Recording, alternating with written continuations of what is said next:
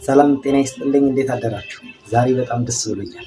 ምክንያቱም በጣም የምወደውን የጀምስ ክሌርን መጽሐፍን አቶሚክ ሃቢትስን ሪቪው ልሰራላችሁ ሀብዬ ጀምሯል።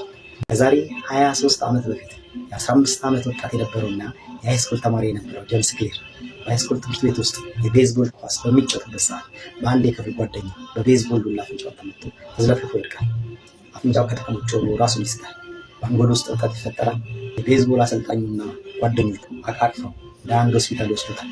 ነገር ግን ሆስፒታሉ ከአቅሙ በላይ ስለነበር በተሻለ ሕክምና ብሎ ከጥቂት ዓመታት በፊት እህቱ ከካንሰር ነፃ ወዳደረገ ሆስፒታል በሄሊኮፕተር ይወሰዳል።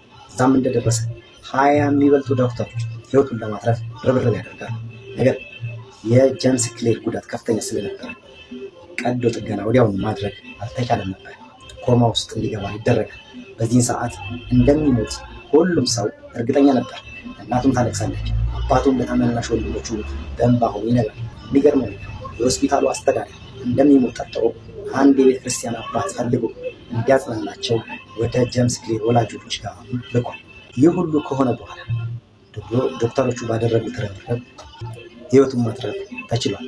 ነገር ግን አፍንጫው ተበለሻሽቷል፣ ፊቱ ተበለሻሽቷል። አንድ ሰው ሁለት ሰው ሆኖ የሚታየው ከዚህ ሁሉ ሰቆቃ በኋላ የጀምስ ክሌር ህይወት ተመልሶ ከ8 ወር በኋላ መኪና መንዳት ቻለ። ከ1 ዓመት በኋላ ወደሚወደው ቤዝቦል ሜዳ ተመለሰ። ነገር ግን ወደ ቤዝቦል ሜዳ ቢመለስ ሙሉ ለሙሉ እስከሚያገግም ድረስ ፐርፎርማንሱ ወደ በፊቱ አቋም እስከሚመለስ ድረስ ተብሎ ከሚወደው ቡድኑ ተቀንሶ በታይ ዲቪዚዮን እንዲጫወት ይደረጋል። ከ1 ዓመት ጨዋታ በኋላ ጉዳት ከደረሰበት ከ2 ዓመት ከ8 ወር በኋላ ወደሚወደው የቤዝቦል ቡድኑ መመለስ ቢችልም ሙሉ ለሙሉ መጫወት አልቻለም። በአመት ውስጥ የተጫወታቸው ሰዓታት ቢደማመሩ እንኳን ከ1 ሰዓት በታች ነበር። ጀምስ ክሌር የሃይስኩል ትምህርቱን ጨርሶ ወደ ዴንሰን ዩኒቨርሲቲ ይገባል። ለራሱም ትልቅ ተጫዋች ይሆናለሁ፣ ይሄን ህልሜን ለማሳካት ማስተካከል ያሉብኝ ነገሮች ሁሉ ማስተካከል የሚገባል እኔው ራሴ ነኝ ብሎ ይወስናል። በዴንሰን ዩኒቨርሲቲ አንድ የቤዝቦል ቡድን ይቀላቀላል። ነገር ግን ጀምስ ክሌር በራሱ ላይ ስለወሰነ ከቡድኑ አባላት ቀድሞ ልምምድ ያደርጋል። አንድ የቡድኑ አባላት ጌም ሲጫወቱ ሲያመሹ እሱ ቀድሞ ይተኛል። 3ኛ የቡድኑ አባላት ክፍላቸውን ሲያዝረከርኩ እሱ ጽድት ሁሉ ነገር ቦታ ያደርጋል። 4ኛ የስፖርተኛ ተክለ ሰውነት እንዲኖረው ብሎ በሳምንት ለበርካታ ሰዓታት ክብደት ማንሳት ይጀምራል። በዚህ ሁሉ ውስጥ የራስ መተማመኑ ከፍ ስላለ ትምህርቱ ላይ ይጎብዛል። በአመቱ መጨረሻ ሁሉንም ትምህርቶች ኤ ያመጣል። ጉዳት ከደረሰበት ከ6 ዓመታት በኋላ የ21 ዓመቱ ጀምስ ክሌር በዴንሰን ዩኒቨርሲቲ ምርጥ አትሌት ተብሎ ይሸለማል። ከሀገሪቱ ጥቂት አትሌቶች ብቻ የሚሸለሙትን ከፍተኛ የክብር ሽልማት ይቀበላል። ከዩኒቨርሲቲው ሲመረቅ በ8 ዘርፎች የዩኒቨርሲቲ መጽሔት ላይ ስሙ በሪካርድ ይሰፍራል። ከፍተኛ ውጤት አምጥቶ ስለተመረቀ ከዩኒቨርሲቲ ፕሬዚዳንት ሜዳሊያ ተሸለሙ። የዩኒቨርሲቲ ትምህርቱን ያጠናቀቃል። ጉዳት ደርሶበት ከሞት ከተረፈ ከ10 ዓመት በኋላ የ25 ዓመቱ ጀምስ ክሌር .com የሚባል ብሎግ ከፍቶ ያሳለፋቸውን ታሪኮች፣ ልምዶቹን ማካፈል ይጀምራል። ተከታዮቹ በ1 ዓመት ውስጥ 30 ሺህ ነበር። ሁለተኛው ዓመት 100 ሺህ። 2015 ዓመተ ምህረት የ28 ዓመት ወጣት ጀምስ ክሌር በከፈተው ዌብሳይት 200 ሺህ ተከታዮች ነበሩት። በዚህን ዓመት አንድ ትልቅ አሳታሚ ድርጅት እባክህ መጽሐፍ ጻፍልኝ ብሎ አግሪመንት ይፈጽማል። ቀብዲም እስከ 500 ሺህ ብር እንደተከፈለው ይነገራል። አቶሚክ ሃቢትስን በ2015 መጽሐፍ ይጀምራል። በዚሁን ዓመት የ28 ዓመቱ ወጣት ጀምስ ክሌር በተለያዩ መድረኮች ላይ ንግግር እንዲያደርግ ከተለያዩ ትልቅ ድርጅቶች ግብዣ በየቀኑ ይቀርብልን ነበር። በዚሁን ዓመት የ28 ዓመቱ ወጣት ጀምስ ክሌር በአሜሪካና በአውሮፓ በተለያዩ ከተሞች በሚዘጋጁ በትላልቅ ኢቨንቶች ላይ ልምዱን እንዲያካፍል የህይወት መንገዱን እንዲያካፍል ንግግር እንዲያደርግ ይጋበዛል። ንግግርም በሺህ በሚቆጠሩ ሰዎች ፊት ንግግር ማድረግ ልምዱን ማካፈል ይጀምራል። በኢቨንት እስከ $50,000 እንደሚከፈለው ይነገራል።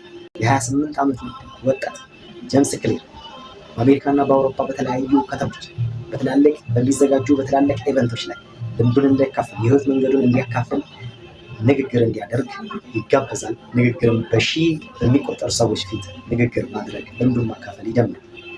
በኤቨንት እስከ $50,000 እንደሚከፈለው ይነገራል። ጄምስ ክሊር በ29 ዓመቱ ጽሁፎቹ፣ አርቲክሎቹ፣ የሚጽፋቸው ነገሮች በሙሉ በታይም እና በፎርቹን መጽሔት ላይ መውጣት ይጀምራሉ። በአንድ ዓመት ውስጥ በታይም እና በፎርቹን መጽሔት ላይ የተጻፉት አርቲክሎቹ 8 ሚሊዮን ሰዎች አንብበውታል። 8 ሚሊዮን ሰዎች።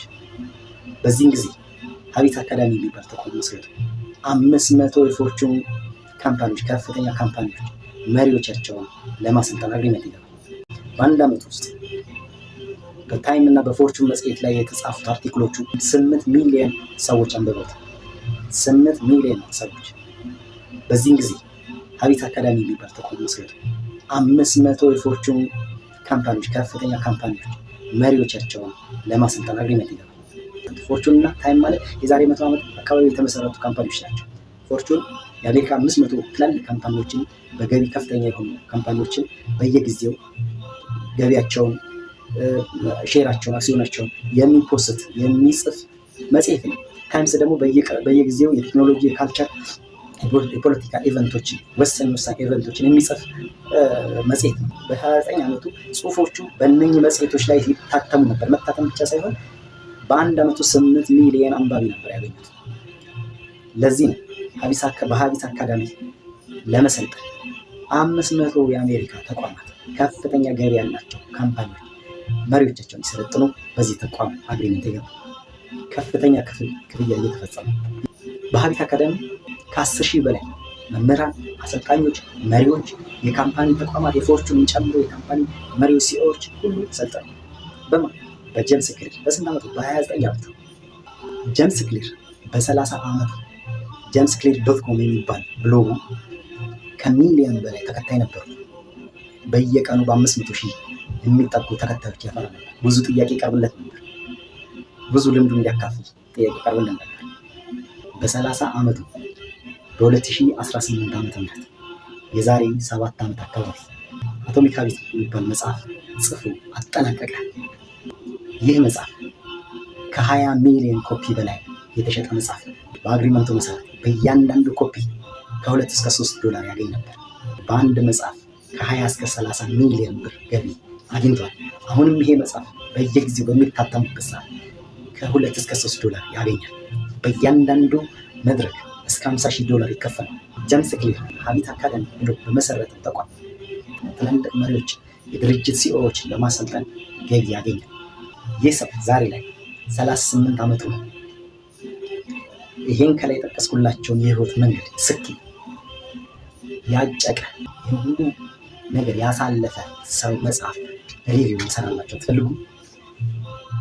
እያንዳንዷን ኮንሰፕት፣ እያንዳንዷን ዩኒት ኮንሰፕት እሽት እያደረግን ሪቪው እንሰራለን።